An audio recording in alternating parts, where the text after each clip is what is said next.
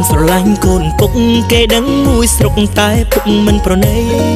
ក៏ព្រោះឃើញខ្ញុំជាកូនអ្នកក្រក្រៃទើបមិនចង់ជាប់សាច់ឈាមឬអ្វីឬមួយពុកចង់ទុកឲ្យកូនសែថៃទើបបន្ទុំមិនឲ្យកូនចោះដីតែខ្ញុំសូមជម្រាបបានកូនអ្នកមានអ្នកមិនចេះធ្វើស្អីចេញតែដើរលេងហើយនងអ្នកស្រី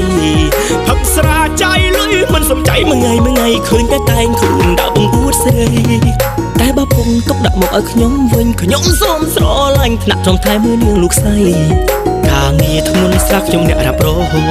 កូនពុំខ្ញុំមិនអោយប្រឡាក់ដៃបំរើស្រីតូចព្រៀបដូចម្ចាស់ខ្សាត់ត្រីរកស៊ីមានលុកម៉ូតូដូរឡានថ្មីហើយទិញដីសង់វិឡាសាងគ្រួសារដល់ល្អប្រពៃសំត្រឹមតែពុកមេតាលើកូនស្រី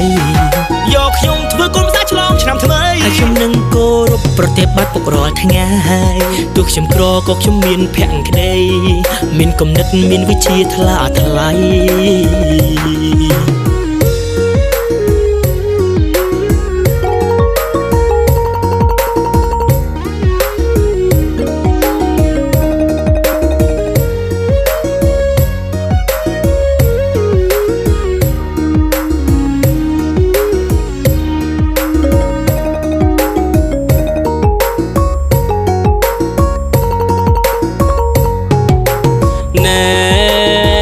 ចង់ស្រឡាញ់កូនយើងមានប៉ុន្មានម៉ឺនដល់ដឹងហើយឬវ័យ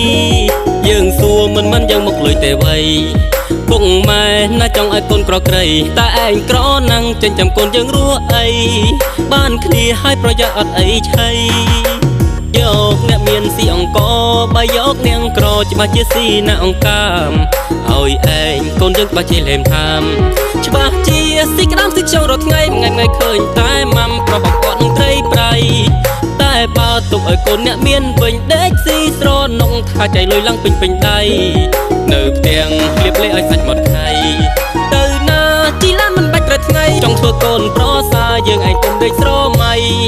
តើតែឯងខំធ្វើការមានដុល្លារហើយទិញឡានសង់វិឡាទើបបានយើងព្រមលើកូនស្រីនិយាយនេះមិនមែនយើងលោកកូនស៊ីតែធ្វើនេះចង់ឲ្យកូនថ្លាថ្លៃបើឯងពិតស្រឡាញ់កូនយើងស្មងភក្តីឯងកុំបានតែសំដីធ្វើឲ្យយើងឃើញចាំនិយាយ